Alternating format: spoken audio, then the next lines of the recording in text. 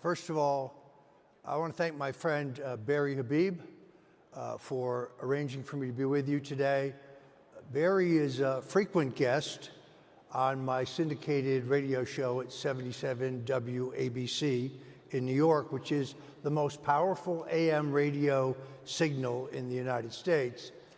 And Barry has an incredible ability to take very complicated questions and make them completely understandable to the average person, which is why he's a great guest. And whenever we have him on, our ratings really take off. But I have to tell a little story on Barry. As some of you may know, President Trump has discussed the possibility of taking both Freddie Mac and Fannie Mae public. Now, he has not made a decision as to whether he's going to do that or not, but he has made it public that he's thinking about it. Among the very best appointees of this president is a fellow named Bill Pulte from the Pulte home building family. He may be the president's best appointee because he understands housing, he understands the housing market, he understands mortgages. And when Barry read the tweet by the president that said that he was thinking about taking Fannie Mae and Freddie Mac public, he texted me, he said, "This will only work if the government continues to guarantee the mortgages. Otherwise, the housing bonds would fail." So I called Bill Pulte and I passed this on. And 2 hours later, Donald Trump posted on Truth Social, "I haven't decided whether to take Fannie and Freddie public, not yet or not. But either way, the U.S. government will always guarantee the mortgages through the Federal Home Finance Administration." Thank you, Barry Habib.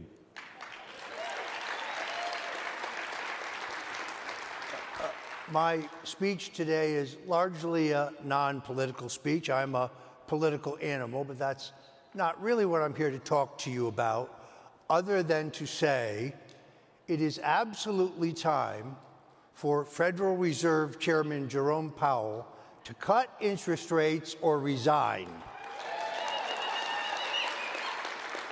I would love to hear Mr. Powell's explanation as to why he cut rates by 20 points right before the last election, but he cannot do it now when inflation is lower now than it was then.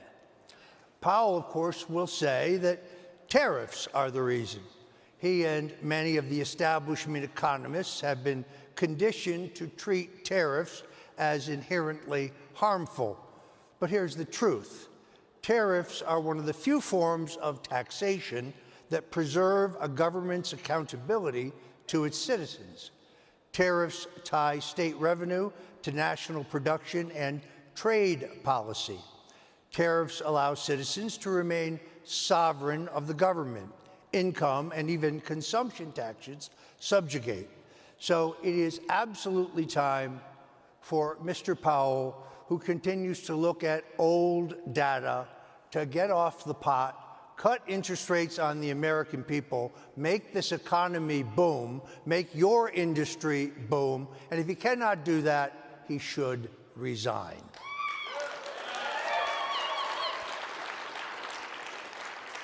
Before I was in American politics, I was a direct mail copywriter, and I was trained in direct response advertising. Now, direct response advertising is the only form of advertising where you can virtually immediately measure your results. I read a book, which I highly recommend it to you. It's called Confessions of an Advertising Man by David Ogilvy. It's considered a business text classic. You can find it easily on Amazon. You can find it in paperback. When young people come to work for me, the first thing I do is present them with a copy of this book, because even though it was written, I think, in 1963, virtually all of the lessons of this book are applicable to today, only with an update of technology.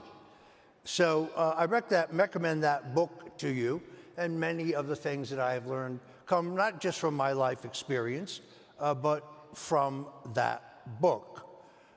It is important, therefore, I think, to recognize the way that people get their information has changed extraordinarily dramatically, and therefore your advertising, your promotion of your industry has to follow those changes.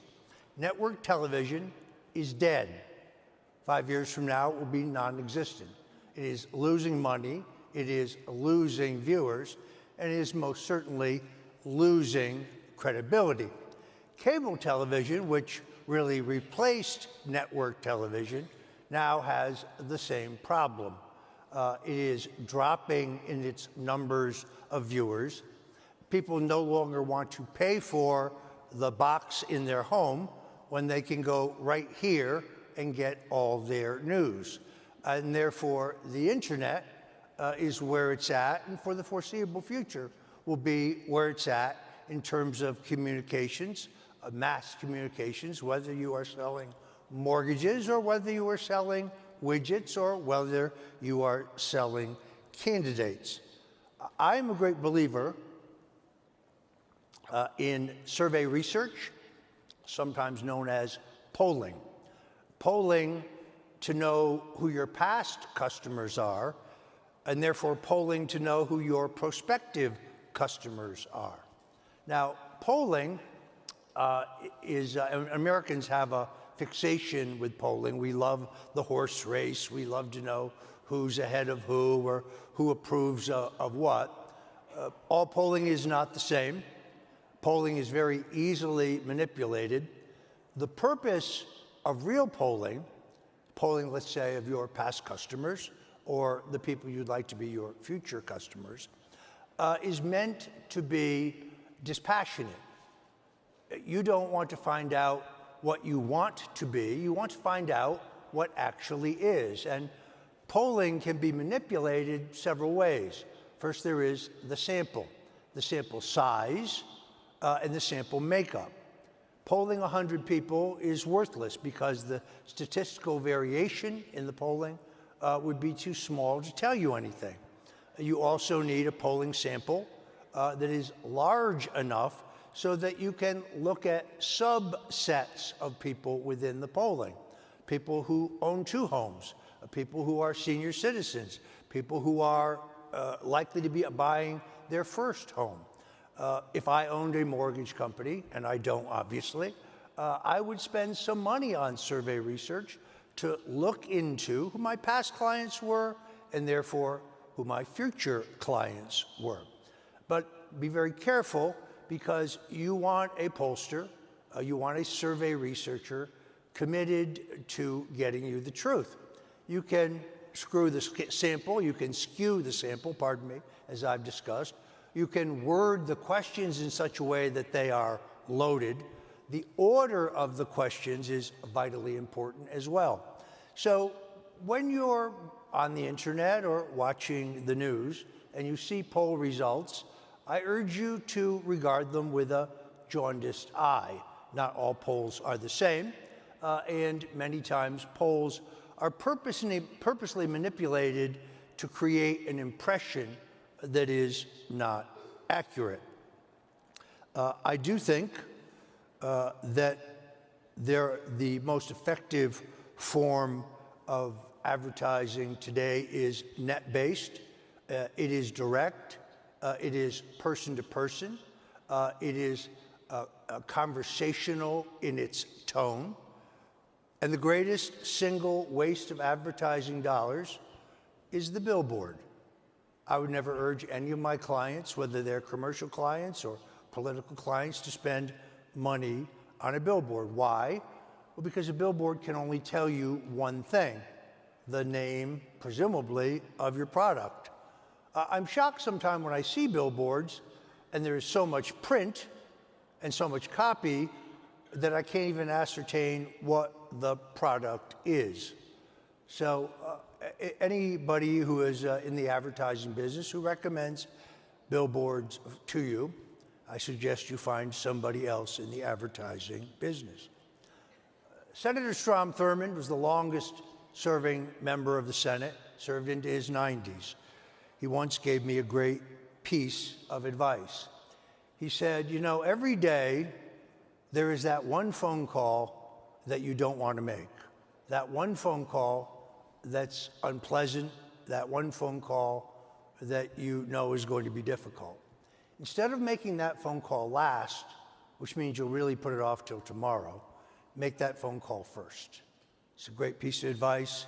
It has held me in great stead for these many years. Frank Sinatra said that luck is everything, but you make your luck. Luck is about being in the right place at the right time. And then the talent and the quality of your product has to carry you. But it is vitally important to be in the marketplace and to make your luck by trying to be in the right place at the right time. Also very big, obviously, on branding. I talk a lot in my book about style, clothing. I do not suggest to you that everyone should dress the way I do. This is my style. Whether you're the mortgage broker who's famous for wearing Hawaiian shirts, or whether you're the mortgage broker who's famous for wearing a Lilly Pulitzer dress, you should develop your own style, a style that your customers and your prospective customers associate with you. It's another form of branding. And then, above all, in all messaging, the headline is the most important thing. It's kind of like the subject line on an email. If you do not capture them with the subject line on your email, they will not open your email and read it. I think David Ogilvy said the headline is the ticket on the meat. So in 2013, I wrote a book about the Kennedy assassination. We'll probably talk about it a little later. It's a subject that had fascinated me for a number of years. I didn't believe the official narrative. I believe it even less today. And I took my book, which I'd spent 5 years writing, to 7 different publishers, all of whom told me that it had no commercial appeal and it would never be a commercial success. The name of my book then was Destiny in Dallas. A publisher who ultimately did agree to publish my book, which, by the way, became a New York Times bestseller, said the problem here is no one knows what your book is about, and therefore no one will buy it. The name of my book today is The Man Who Killed Kennedy, The Case Against LBJ. And if you buy it, I recommend it in paperback because it has 3 additional chapters. I think as a non-lawyer, I make a comprehensive case for a conspiracy that involved, yes, the CIA, yes, organized crime, yes, big Texas oil, yes, certain financial interests, but I make a comprehensive case that cui bono, who benefits? Lyndon Johnson is the perp. We'll talk about that perhaps a little bit later as well. I never call a meeting unless I know what the results of the meeting, I want the results to be, I should say. It's amazing how much time I spend in meetings only to learn there is no agenda and that no decision has been made. A lot of time is spent wasted in meetings. But when it comes to an important meeting, particularly when it comes to wearing an important sale, if you're a man, I recommend you wear a blue suit. A navy blue suit connotes authority, it connotes confidence, and you will sell more, you will close more if you're wearing a navy blue suit. It is a fact that was actually tested in some marketing research done by Reader's Digest back in the 70s. My great-great-grandfather was in the vegetable business. We lived in Connecticut.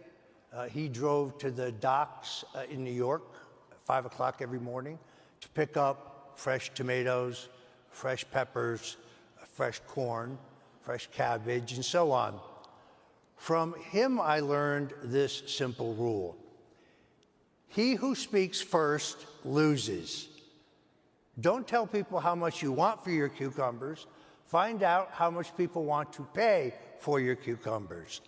I never sell my cucumbers until I know what the other fella is willing to pay.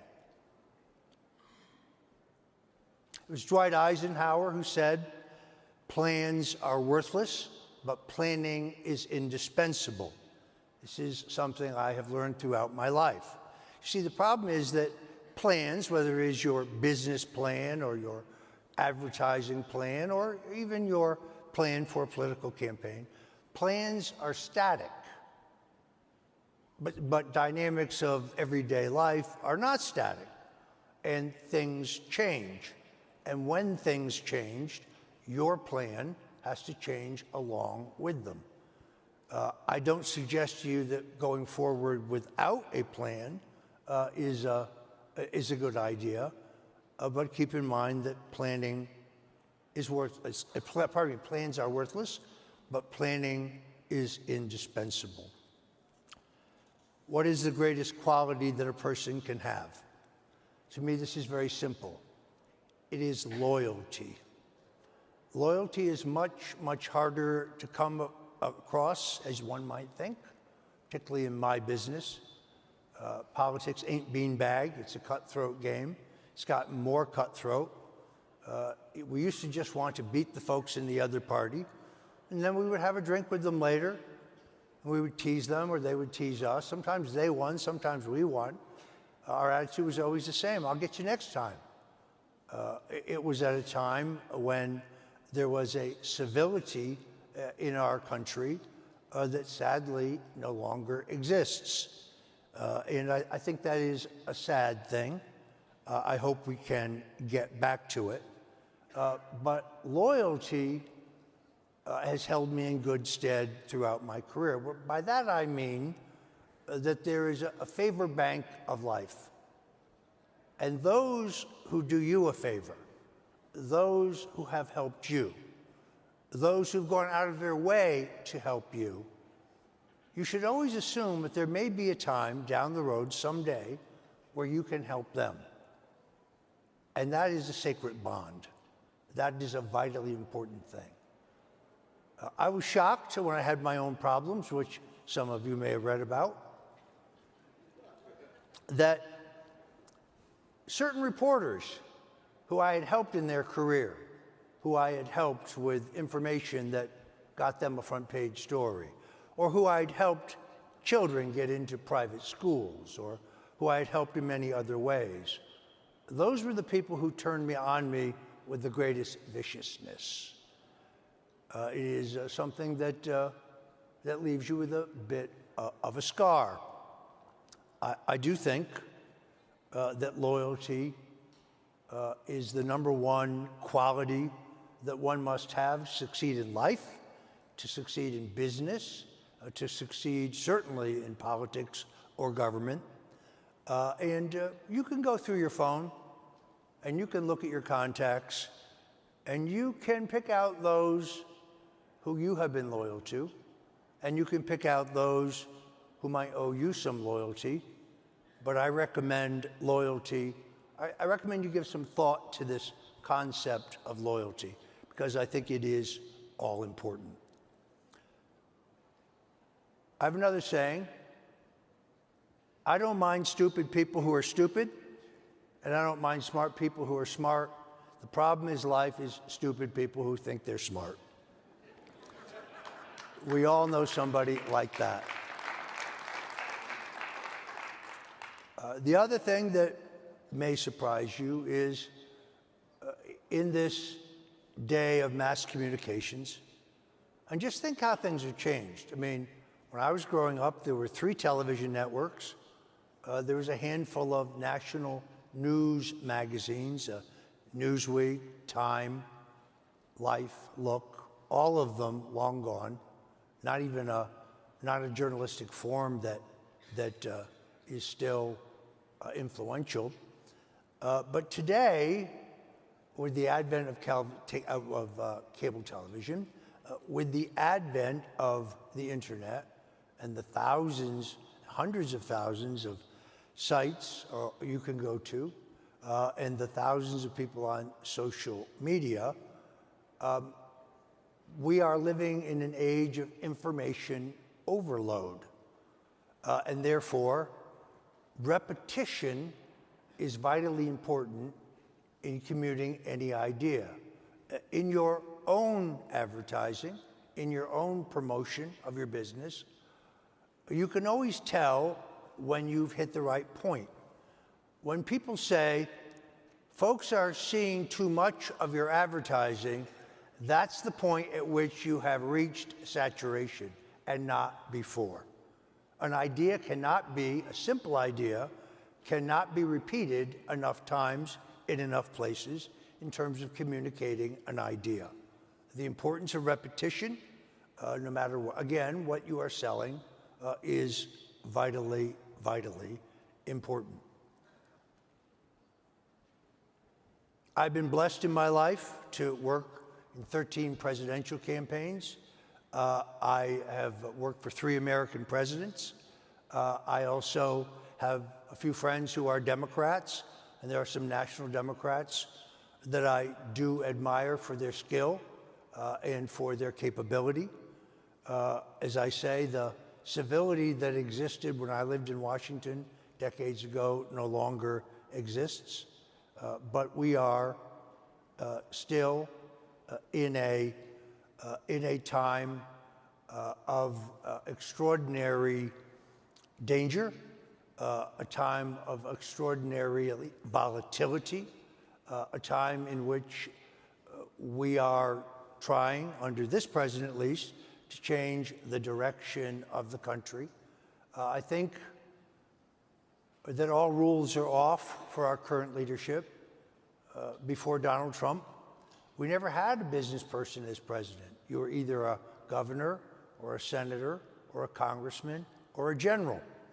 And therefore, all the rules as we know them, all of the standard rules, everything we've learned in the past, I'm not sure all of those things are still valid. With one exception, Grover Cleveland, who was a New Yorker, no one ever won the presidency, lost the presidency in a disputed election, and came back to win the presidency again. And there's a perfect example of the breaking of a rule. The other rule, that the party in power will lose seats in the midterm election, is a rule that is, again, not hard and fast. In politics, as in business, a week is a lifetime. We don't know what the circumstances will be tomorrow. And therefore, I'm always cautious about those who make broad prognostications about tomorrow, given the volatility of what is happening today. We live in exciting times. I am particularly grateful to my wife, to my family, to my God, to be with you today, giving everything that I have experienced. It is a very great time to be alive. I am trying to apply all those things that I have learned in a 50-year career in the arena, in my everyday life. And I leave you with 2 thoughts. One, it is absolutely true what you've heard. I have a tattoo of Richard Nixon on my back. It is about the size of a grapefruit. It's right between my shoulder blades, which means I'm the only guy you know with a dick on the front and the back.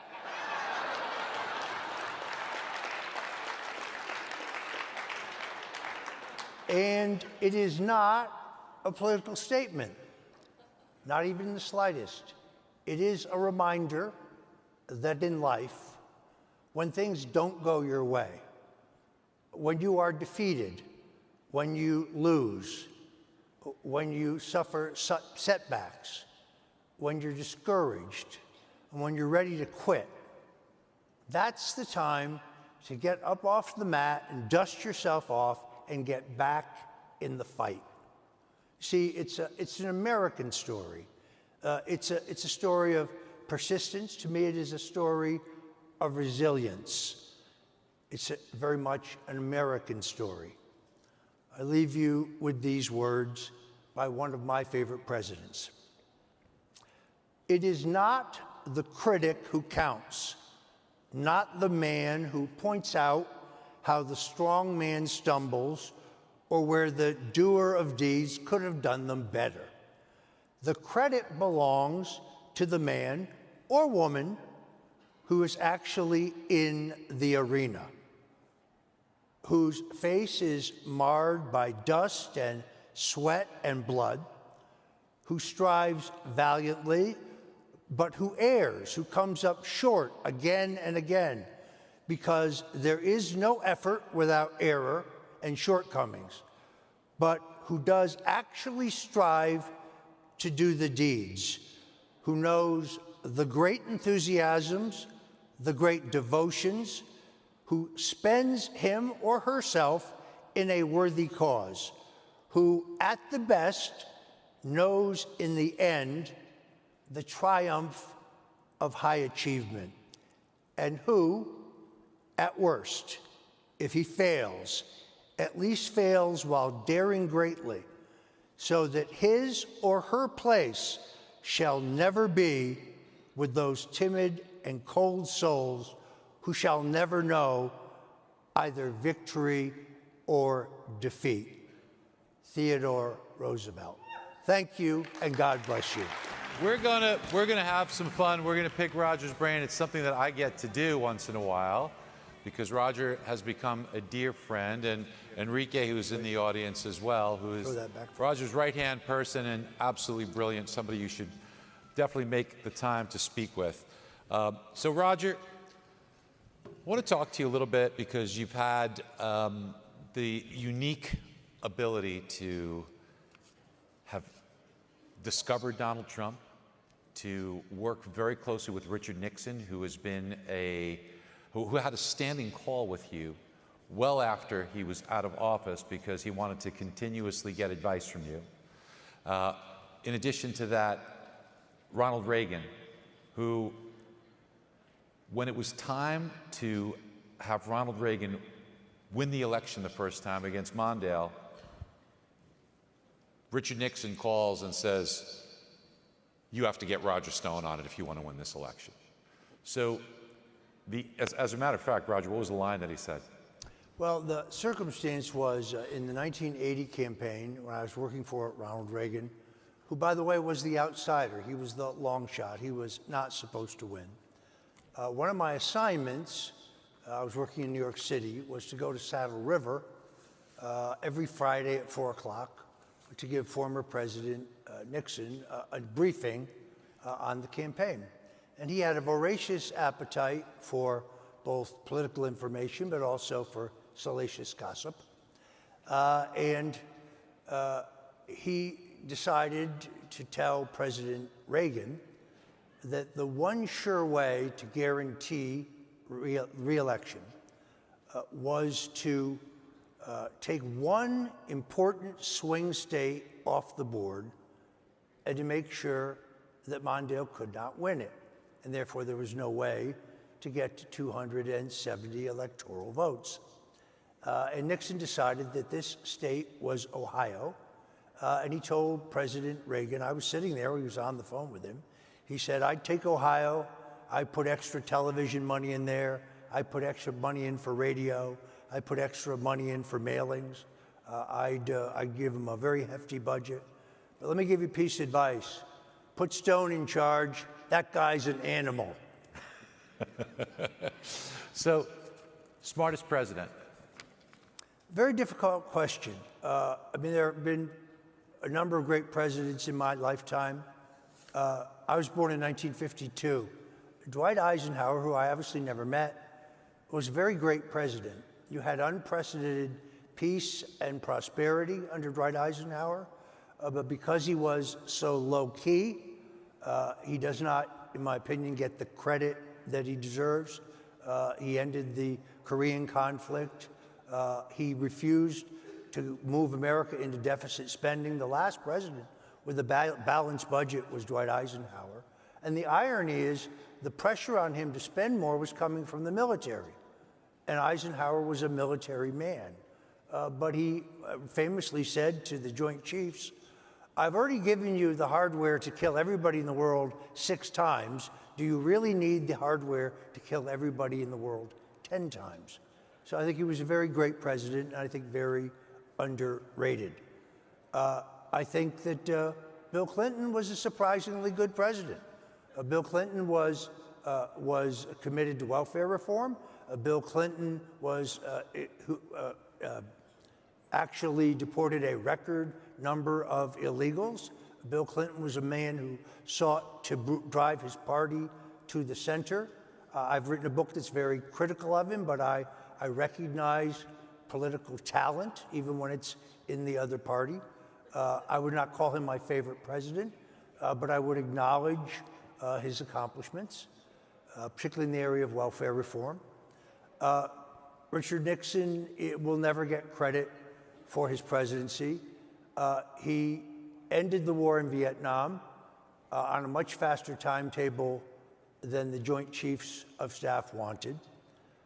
He brought China in out of the cold. Now, there are people who say, well, that was a mistake because China is today probably our greatest adversary. Please recognize that when Nixon reached out to China, they were a dirt-poor agrarian society. They had no technology. They had very little indoor plumbing. Rural areas had no electricity. Their military was not a threat to us. But Nixon was trying to negotiate a strategic arms limitation with the Russians, one that he would ultimately win, one that saved American taxpayers hundreds of millions of dollars. But the Russians were starting to go cold on him. And that's when Nixon said, okay, well, perhaps I'll go over and see Chairman Mao. And that got the Russians' attention. And he very skillfully recognized that China and Russia are not natural allies. They have a long mutual border. They have hundreds of years of distrust between them. And he exploited that division in the interests of peace and the interests of that strategic arms limitation agreement. Was Richard Nixon who desegregated the public schools? Little known fact. 86% of the schools in America were still segregated when he became president. That number was 17 when he left. He also launched the war on cancer. He unilaterally saved Israel from complete and total annihilation in the 1973 Yom Kippur War. Due to a failure in Israeli intelligence, there was a surprise attack by the Syrians and the Egyptians on Israel. Israel was caught short of ammunition, caught short of armaments, caught short of medicine, bandages, and their backs were literally against the sea when Golda Meir sent out the SOS to Richard Nixon for immediate assistance. Dr. Henry Kissinger, the National Security Advisor, was opposed. Don't get involved, Mr. President. The chairman of the Joint Chiefs, Admiral Thomas Moore, was opposed. This will only raise the ire of the Russians, Mr. President. The entire national security apparatus was opposed. Nixon overruled all of them, and he airlifted 33 tons of tanks, guns, bullets, bandages, and medicine to the Israelis. He sent another 33,000 tons by boat, and he unilaterally saved Israel from annihilation. Roger, sticking with Nixon, He had many great accomplishments, and I remember you telling me that you consider him one of the smartest presidents. But because things didn't end well with Watergate, that's what many people in this room will associate with Nixon. But there's a real story on Watergate of what truly happened, that you were one of the only people on this planet living that can tell that story in 2 minutes. Can you please give us the real quick, if you can, what really happened at Watergate and what the truth is? If you were running for president or re-election and you're leading by a landslide in all 49 to 50 states, what would be the purpose of breaking into the Democrat National Committee? If you have experience in American politics, you would know that there's nothing there worth having, that the action moves to your opponent's headquarters. So the reason for the Watergate break-in was invented by a guy named John Dean. You may remember him. John Dean's wife was working as a prostitute, and her picture was in a portfolio of prostitutes in a call girl ring that was being used by the Democrat National Committee. By the way, it's probably also being used by the State Department and the Republican National Committee for dignitaries coming from out of town. So the purpose for the break-in was to obtain that evidence. Eugenio Martinez, who's still with us in his 90s, one of the Watergate burglars who I interviewed for my book on this subject, had the key to the desk drawer where the portfolio was kept. He actually tried to swallow the key when he was arrested. There's an excellent book on this by Phil Stanford called White House Call Girl, which I recommend to you. But then for 19 months, John Dean lied to President Nixon, said that no one in the White House, no one in the Nixon campaign knew about the break-in. Once he determined that this story was going to come out, he decided to reinvent himself as a whistleblower. He is the man who planned, pushed, funded, and covered up the Watergate break-in. Tell me about Richard Nixon and Louis Armstrong. This is kind of a cool story. Louis Armstrong was tapped to be a goodwill ambassador, and on behalf of the State Department did a series of goodwill concerts around the world, Africa, South America, and so on. And on his third tour, he was carrying an ambassadorial passport, which meant that he did not have to go through customs. But when he landed at Idlewild Airport, now Kennedy Airport, he got waved into the line where you would have your bags inspected. And this was problematic because Louis had 20 pounds of marijuana in his suitcase. So Louis started to sweat. And he could see the headlines, UN, goodwill ambassador arrested on drug charge. And it was at that time that the doors swung open and Vice President Richard Nixon walked in, who had just landed, and he recognized Louis. And he said, Louis, what are you doing here? And Armstrong said, well, Pops, Armstrong called everybody Pops, I just came back from this goodwill tour, but these guys are telling me I've got to go through customs. And Nixon said, nonsense. You have ambassadorial status. In fact, the Vice President of the United States will personally carry your bags to the curbside. And that is when Richard Nixon muled 10 pounds of Acapulco gold through customs for Louis Armstrong. So, Roger, you discovered Donald Trump. Little known story about how you happened to incidentally save his life as well. Can you quickly walk us through that? Because I want to talk to you about JFK. Well, first of all, to be very clear, Donald Trump found himself. He discovered himself, and he is very much his own man. He's not handled, he is not managed, he is not scripted. He is very much his own man. He consults a wide variety of advisors and friends, but in the end, what you see is what you get. I recognized as early as 1988 that he would be not just a great candidate for president, but potentially a great president. And I think particularly in the world of business, he will be a truly great president. But in the 80s, I met him in 1979 when I was working for Ronald Reagan. He and his father joined our finance committee in New York. After Reagan was elected, I elected not to join government, but to open my own public affairs shop in Washington, D.C. with a couple of partners. And my first client was Donald Trump and the Trump Organization. And there were some currency transaction regulations at the Treasury Department that would have had a profound effect on his casino business at the time. And the comment period before these new regulations took place was hard upon us, yet the Trump Organization lawyers had never given me their comments. So I called him and I said, look, we're running out of time. I know you feel strongly about this.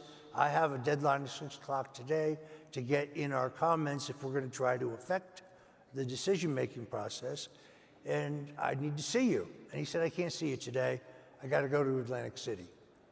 I said, well, we're going to miss the deadline. And he said, I'll tell you what I'll do. I'll send the helicopter down to Atlantic City with my executives, and I'll have it come back and pick me up. If you leave for the airport in Washington right now, it's about an hour flight. These were back in the days when you didn't have to have a reserve ticket. You just walked on the Eastern Shuttle. Come directly to the office. I can give you about 45 minutes, but that's it. So I did exactly that. I rushed to New York. I rushed to his office. This was before Trump Tower was built. And we were 5 minutes into our meeting when Donald Trump's assistant, Norma Federer, who would later become a very good friend of mine, came in and said, Mr. Trump, I have terrible news. The helicopter carrying all of our executives has crashed in the Pinelands, and there are no survivors. Trump was very calm, and at that moment the phone rang, and it was the superintendent of the state police in New Jersey who said, Mr. Trump, I have to tell you that the helicopter leased by your company, because Trump's corporate helicopter was in for service, has crashed in the Pinelands, and there are no survivors. And Trump very calmly said, Colonel Pagano, are you absolutely sure? And he says, yes, sir, we've seen the wreckage, we've seen the tail number, we are positive. I could hear women in the hallway shrieking, crying. It was a horrific scene. And then Trump turned to Norma Federer's assistant. He said, find out if the wives have been told. And she said, no, sir, I don't think they have. And Trump said, I don't want them to hear it on television or the radio. I want to call every one of them. Please get me the list. And I sat there as he called each one of these widows to tell them that their husbands had been killed, which is something I could not have done. So when I read later that Trump refused to call the families of service members who had given their lives in service to their country, I knew it was a lie. Now, I do not say, I have never said that I saved his life. I've never said that I'm responsible for his presidency. What I've said, because I am a believer, that I was used by a higher power, that I was used by the Lord. But I did recognize at that time that I think his life was saved for a greater purpose. Yeah. Roger, 8 best-selling books, which is, quite an accomplishment. Could I get some waters, please? Yeah, let's bring some water out for Roger, because I want him to tell a great story about I was hitting the martinis hard last night.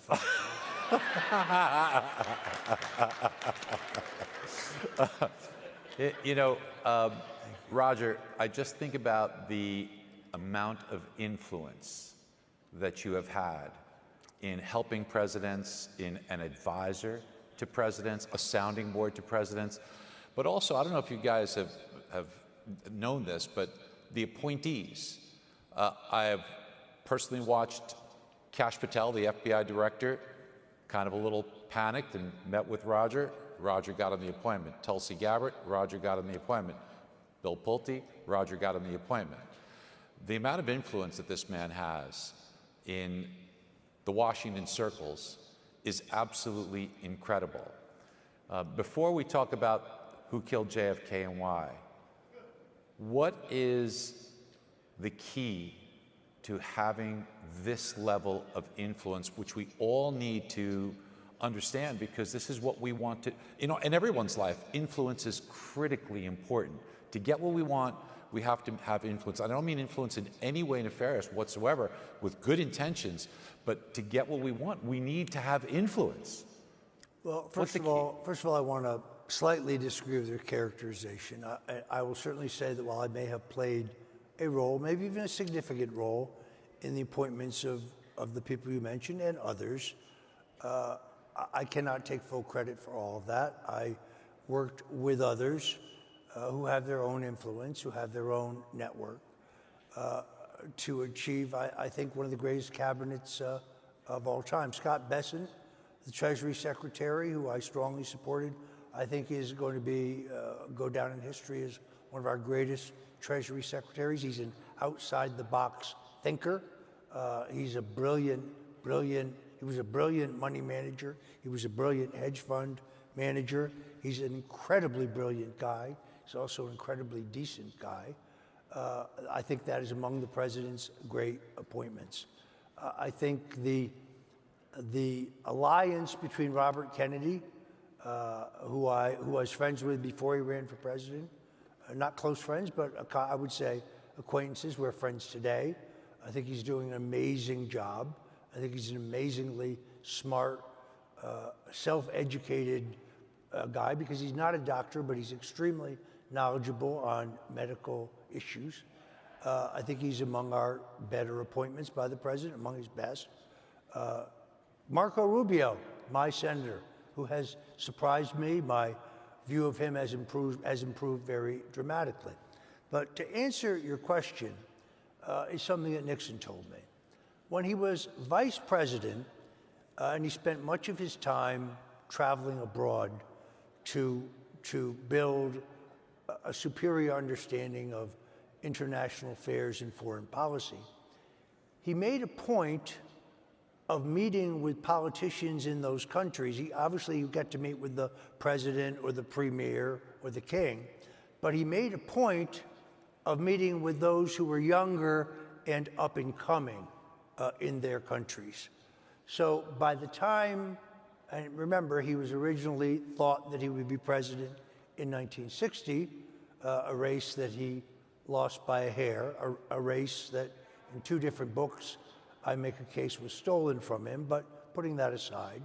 But by the time he became president, many of those young leaders, men and women, who he had met and spent time with as vice president, had risen to the leadership levels of their own countries. So I think this is an applicable lesson in business.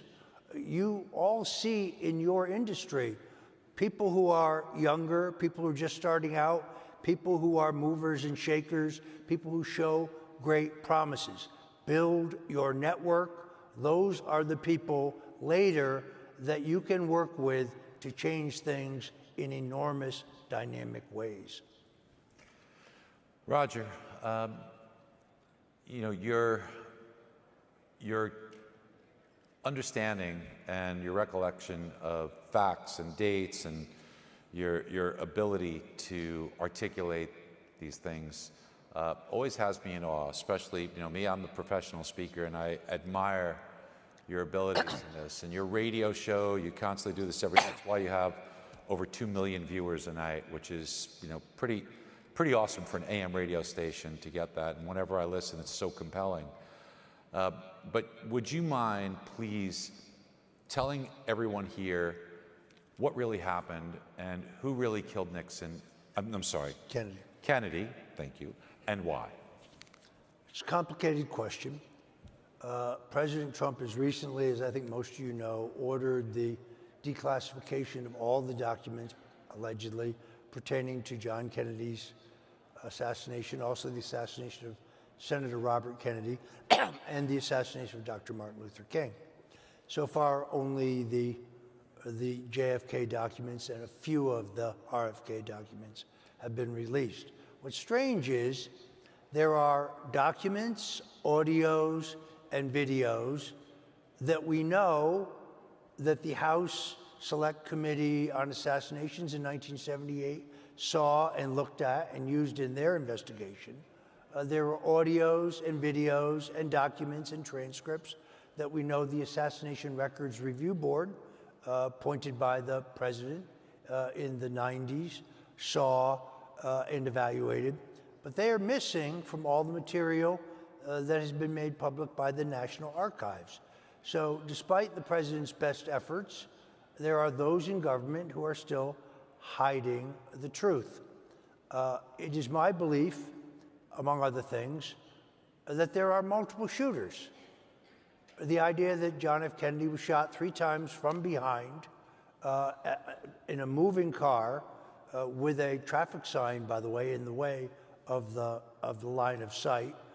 No American military sharpshooter has ever been able to duplicate that in tests. Lee Harvey Oswald, he was tested by the Dallas Police Department with a paraffin test. He has no powder burns on his chest or his arms or his hands. How could he have fired a leaky $26 Italian World War II vintage Army carbine that day? There's a new film out by Paramount. It's a very worthwhile film. It's entitled What the Parkland Doctors Saw. I commend it to you. We also saw this testimony recently before the House Select Committee on Government Secrecy. And the doctors at Parkland said they saw wounds in JFK consistent with his being shot from the front and the back, meaning multiple shooters, meaning a conspiracy. The shooter from the 6th floor of the Texas School Book Depository is a man named Malcolm Mac Wallace. Why am I certain of that? Well, first of all, his fingerprints are found on the cardboard boxes that fashion the so-called crow's nest from which the shooter shot. They're also found on the inside sill of the window on the 6th floor of the Texas School Book Depository.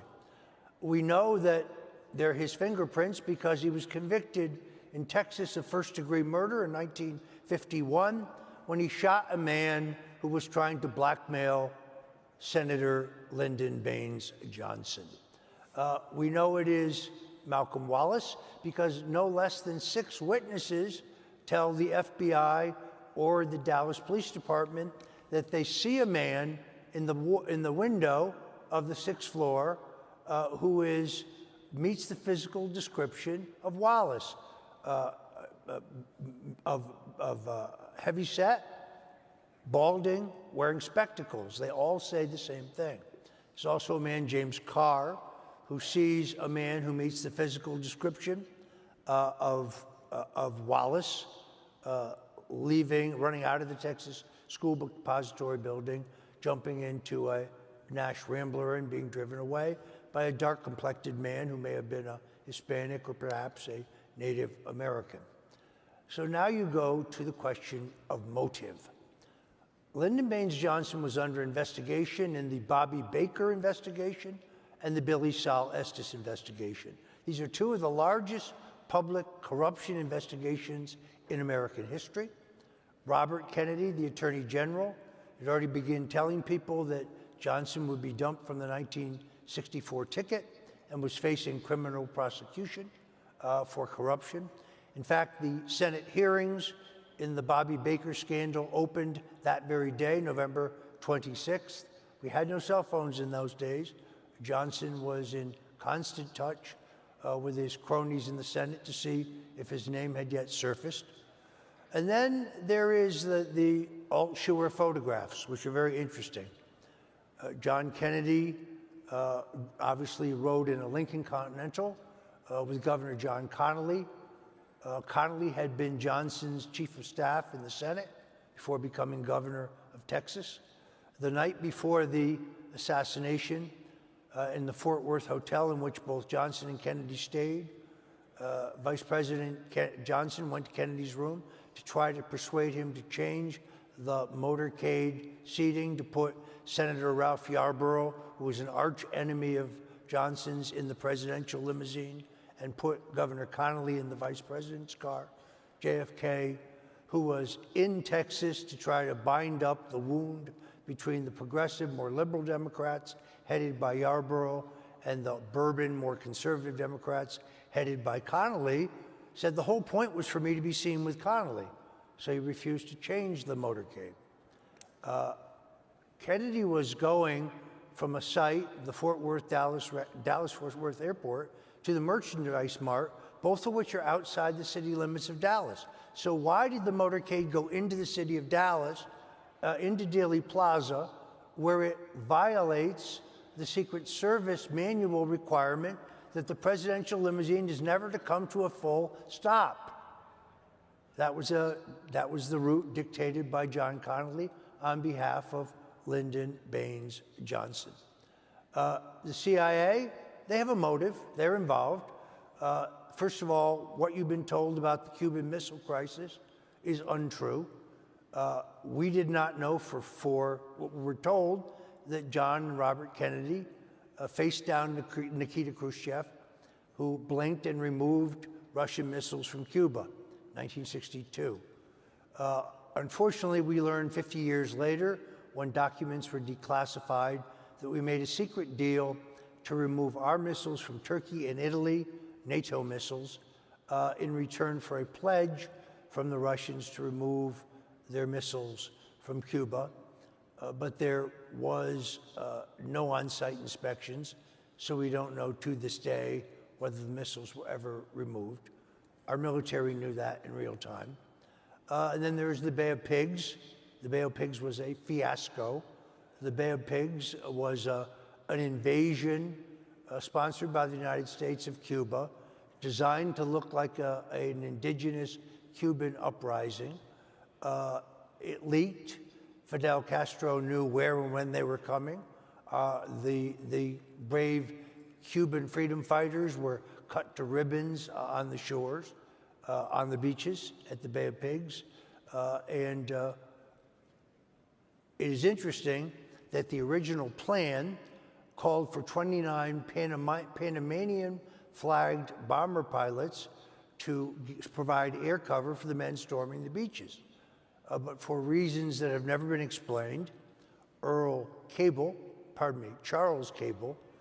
who was the brother of Earl Cable, the mayor of Dallas, who was an acolyte of Lyndon Johnson's, canceled the air cover for the men, and no one told Kennedy. So while our men were being cut down on the beaches, Curtis LeMay, who hated John Kennedy, said, "Mr. President, there's only one way to save the day. That's to send in the U.S. Air Force." And Kennedy said, "The whole purpose of this mission was plausible deniability, and therefore I'm not going to send in the Air Force." And the military blamed Kennedy for the failure of the operation, while Kennedy famously blamed the CIA, said he would splinter them into 1 million pieces. Interestingly enough, the doctors in Parkland all recognize a blowout wound in the back of Kennedy's head, the size of a grapefruit. There's supposed to be, by state law, an autopsy before a body can leave Texas, but Secret Service agents, in a showdown with the Texas Rangers, removed Kennedy's body and take it to Bethesda Medical Center, where, strangely enough, the wound on the back of Kennedy's head has been patched. It's no longer there. Curtis LeMay, who was behind this kind of glass window with the other military brass, at the end of the autopsy, ordered the doctors to cut John F. Kennedy's testicles off. That tells you a lot. Whoa. Whoa. Well, Roger, we went over a few minutes here, but I think it was really, really insightful. You guys can listen to Roger pretty much every evening on WABC. You can listen to it on the internet. And Roger, I just wanted to tell you sincerely, it is such an honor to have you here. There's so many more stories. Maybe we'll be lucky enough we'll get Roger back, huh? What do you think? Thank you.